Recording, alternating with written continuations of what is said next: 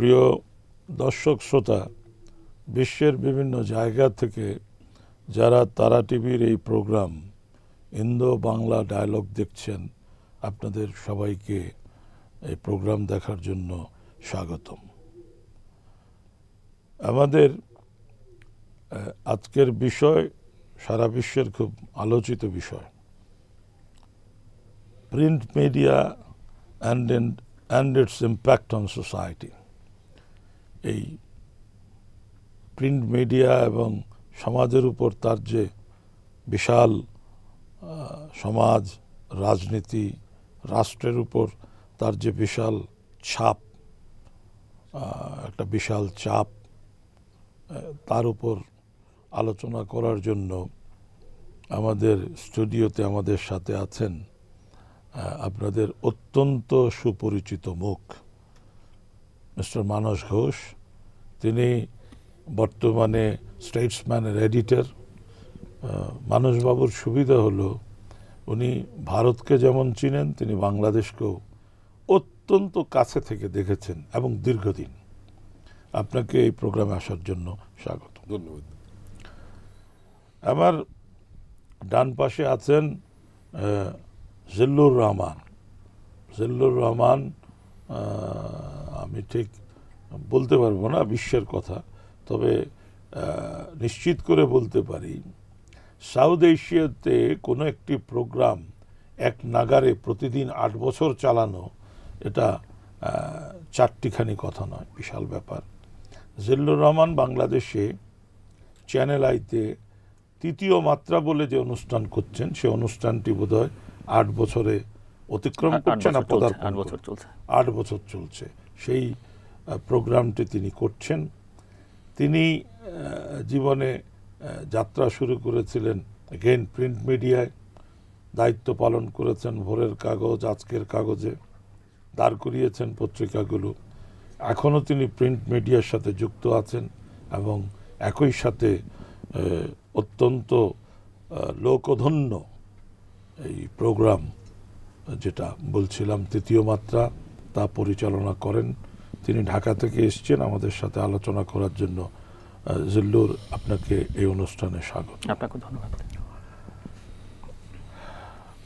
আমি যে বিষয়টা বলবো, আপনাকে দিয়ে শুরু করি দাদা, সেটা হলো যে to consolidate democracy, to strengthen democracy, নানা আলোচনা হয়, নানা ইয়ারডিস্টিক বলা হচ্ছে যে এটি দরকার, ওটি দরকার, গণতন্ত্রের এটা রক্ষা কবচ। আমি এগুলোর পাশাপাশি মনে করি একটা শক্তিশালী নির্মোহ প্রিন্ট মিডিয়া গণতন্ত্রের সবচেয়ে বড় রক্ষা কবচ। এবং আমার মনে হয় গণতন্ত্রের রক্ষা কবচের জন্য যেগুলো খুবই গুরুত্বপূর্ণ, তার মধ্যে এটাও অন্তর্ভুক্ত হওয়া উচিত যে একটা শক্তিশালী প্রিন্ট মিডিয়া ছাড়া আপনি সেই দেশের ডেমোক্রেসিকে কখনোই শানিত রাখতে পারবেন না। আমার প্রশ্নটা হলো যে এই যখন বিবেচনা বোধটি, সেই বিবেচনা বোধ থেকে সারা বিশ্বে ইলেকট্রনিক মিডিয়ার যতই প্রভাব বিস্তার করুক, কিন্তু এখনও দেখা যাচ্ছে যে উন্নত গণতান্ত্রিক দেশগুলোতে, উন্নত দেশগুলোতে সর্বত্রই প্রিন্ট মিডিয়ার একটা প্রচণ্ড প্রভাব এখনও বর্তমান এবং থেকে যাবে। ভারতের ক্ষেত্রে এটা বোধহয় প্রিন্ট মিডিয়াটা $3 বিলিয়ন ব্যবসা, এটা বিশাল ব্যাপার। এবং প্রতিদিন বোধহয় ভারতে 2 মিলিয়ন পত্রপত্রিকা বেরোয়। এবং রোজকে রোজ আপনার পাঠক সংখ্যাও বাড়ছে। এই পরিপ্রেক্ষিতে এই সমস্ত বিষয়টি নিয়ে এই যে গণতান্ত্রিক ব্যবস্থার রক্ষা কবচ হিসেবে প্রিন্ট মিডিয়ার অবস্থান, এই বিষয়টাতে যদি একটু আলোকপাত করেন, এবং আলোকপাতে মানে পাঠকের তরফ থেকে বলুন, দর্শকদের তরফ থেকে বলুন, আমার জিজ্ঞাসা হলো উপমহাদেশের প্রিন্ট মিডিয়া এই ভূমিকাটি কতটুকু পালন করছে, সেটা আপনি কিভাবে দেখুন? বাদল সাহেব, খুবই ভালো প্রশ্ন। এবং যেটা আপনি বললেন সেটা তো নিশ্চিতভাবেই বলা যায় যে গণতন্ত্রকে যদি রক্ষা করতে হয় তাহলে প্রিন্ট মিডিয়ামের যে ভূমিকা, একটা অনস্বীকার্য একটা ভূমিকা আছে। এবং আমরা উপমহাদেশে দেখেছি যে দেশে প্রেস স্বাধীন নয়, যে দেশে প্রেসের কণ্ঠ চেপে দেওয়া হয়, চেপে ধরে তার কণ্ঠ করা হয়, সেখানে গণতন্ত্র বারবার বিপন্ন হয়েছে। তো তার প্রমাণ আছে ভুরি ভুরি। ভারতের ব্যাপারে যেটা বললেন সেটা হচ্ছে যে হ্যাঁ, প্রিন্ট মিডিয়াম এখানে একটা বিরাট ভূমিকা পালন করছে। বিশেষ করে যখন পশ্চিম জগতে প্রিন্ট মিডিয়ামের সেই প্রভাব আগের মতন নেই। যেটা হয়েছে ভারতে সেটা হচ্ছে যে ইংরেজির মিডিয়াম ছাপা অক্ষরে যা বেরোয় সেটা লোকেরা কিন্তু এখন উপমহাদেশের এটাই একটা বৈশিষ্ট্য, ধ্রুব সত্য বলে মানে, যেটা ছাপার অক্ষরে বেরোচ্ছে এটা যা বেরিয়েছে সত্য। বাই এন্ড লার্জ এটি মানে মানুষের এখানে পারসেপশন, মানে দক্ষিণ এশিয়ায়।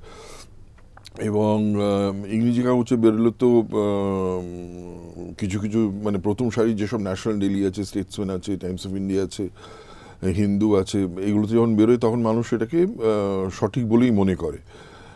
কারণও আছে, কারণ তাদের একটা ট্র্যাক রেকর্ড যা সেই দিকে নজর রেখে লোকেরা মনে করে ঠিক। কিন্তু তার সাথে সাথে যেটা হয়েছে একটা মানে ভার্নাকুলার প্রেসের একটা সাংঘাতিক একটা বিশাল আজকে তার একটা বিরাট ব্যাপ্তি ঘটেছে। এত সংখ্যায় হিন্দি, অন্য সব ভারতের ভাষাভাষী যেসব রাজ্য আছে সেখানে ভার্নাকুলার এত কাগজ বেরোচ্ছে এবং কোয়ালিটি কাগজ। এই আপনি বলতে পারবেন না যে এগুলোকে আপনি মানে মানে কোনো নো কনসিকুয়েন্স, তা নয়। সেগুলো রীতিমতো কোয়ালিটি কাগজ, বিশ্বাসযোগ্যতাও তারা অর্জন করেছে।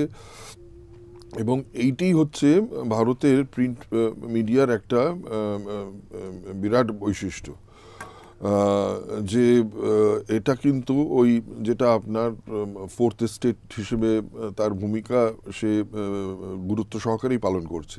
মিস্টার জিল্লুর, এই একই প্রশ্ন আপনার কাছেও।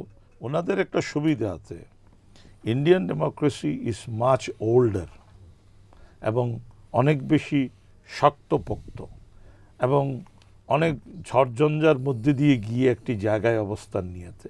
সেই তুলনায় আপনাদের দেশ দ্রুত এগুচ্ছেন, বাট সেই তুলনায় আপনাদের দেশের গণতান্ত্রিক প্র্যাকটিসটা কম্পারেটিভলি দুর্বল, ধারাবাহিক নয়। সেই আঙ্গিকে দ্য রোল অফ মিডিয়া এবং গণতন্ত্র সুরক্ষার প্রশ্নে আপনাদের লড়াই, বাংলাদেশের আঙ্গিকে ফোর্থ স্টেটের লড়াইটা যদি একটু ভালোভাবে আপনি ব্যাখ্যা করেন। ধন্যবাদ আপনাকে। রাষ্ট্র বা গণতন্ত্র নিয়ে যখনই আমরা আলোচনা করি, মিডিয়ার প্রশ্ন আসে, নিউজ পেপারের প্রশ্ন আসে এবং সেটাকে ফোর্থ স্টেট হিসেবে বলা হয়। এবং আজকে যখন টেলিভিশন, ইন্টারনেটের এই আধিপত্যের যুগেও কিন্তু বাংলাদেশে পত্রিকার সংখ্যা বাড়ছে, পত্রিকার পাঠক সংখ্যা বাড়ছে। মিস্টার মানুষ উল্লেখ করেছেন যে অন্যান্য দেশে পত্রিকার সংখ্যা কমে গেছে, কোনো কোনো পত্রিকা হয়তো বন্ধ হয়ে গেছে, পাঠক সংখ্যা কমে গেছে। বাংলাদেশে কিন্তু চিত্রটা একেবারেই ভিন্ন। এবং গণতন্ত্র রক্ষা করাই নয়, কেবল গণতন্ত্র শক্তিশালী করবার ক্ষেত্রেও সংবাদ মাধ্যমের, সংবাদপত্রের ভূমিকা রয়েছে।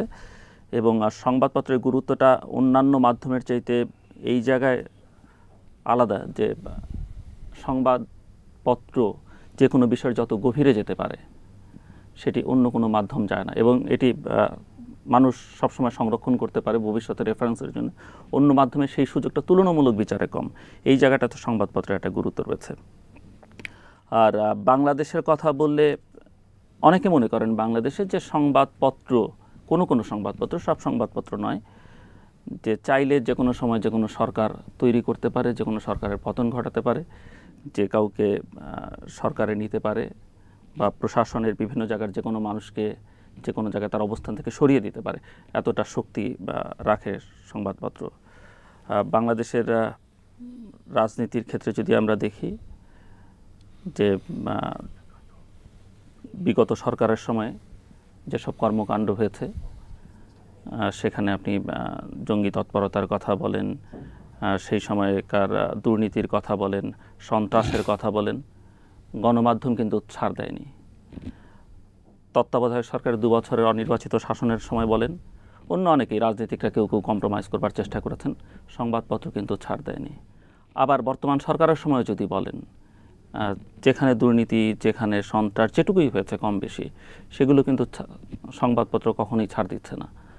এবং কোনো কোনো জায়গায় যদি লক্ষ্য করি আমরা, যে অনির্বাচিত সরকারের সময় যাদের সমালোচনা রাজনীতিকরা করেছেন বা বর্তমান সরকারের ব্যক্তিবর্গ করেছেন, তাদের ব্যাপারে হয়তো সরকার নিশ্চুপ, সরকারের কর্তা ব্যক্তিরা নিশ্চুপ, কিন্তু সংবাদ মাধ্যম কিন্তু বা সংবাদপত্র কিন্তু প্রতিনিয়তই সেগুলো নিয়ে কথা বলছে।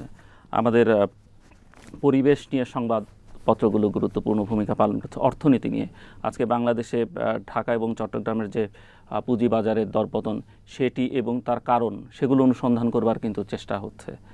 কাজেই আমি মনে করি যে সংবাদপত্র অত্যন্ত গুরুত্বপূর্ণ ভূমিকা পালন করছে এবং বিভিন্ন গণতন্ত্রের ভিত্তিভূমি হিসেবে যেসব প্রতিষ্ঠান কাজ করে, সেই সব প্রতিষ্ঠান গড়বার জন্যে বাংলাদেশে দীর্ঘদিন যাবৎ সংবাদপত্রগুলো কথা বলে আসছে এবং এর গুরুত্ব তুলে ধরেছে এবং সরকারগুলো কিন্তু বাধ্য হয়েছে। আজকে বাংলাদেশে তথ্য অধিকার আইন হয়েছে, আজকে বর্তমান সরকারি তথ্য কমিশন করতে বাধ্য হয়েছে, মানবাধিকার কমিশন হয়েছে এবং এই মানবাধিকার কমিশন যেটি হয়েছে আমরা লক্ষ্য করছি যে সেখানে তার যে চেয়ারম্যান আছেন তারা প্রতিনিয়তই বর্তমান সরকারের, আগের সরকার বা বিভিন্ন সময় যেখানে মানবাধিকার লঙ্ঘন হচ্ছে তারা কিন্তু আর সরকারের দিকে তাকাচ্ছে না।